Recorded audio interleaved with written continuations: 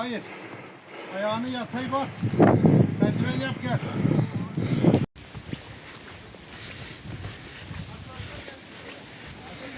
Gelsin tüm ekipler.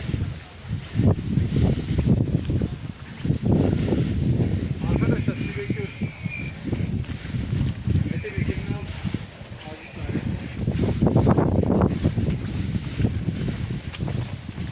Arkadaşlar bekliyoruz. Bütün ekipler gelsin. Ulan.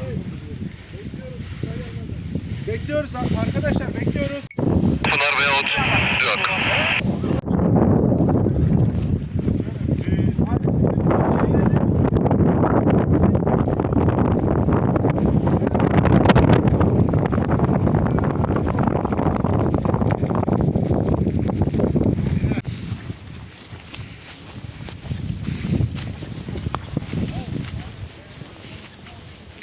Süleyman abi.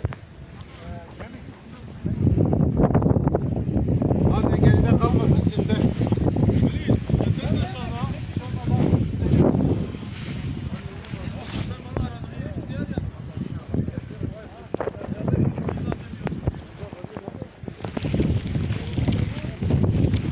Acele etme.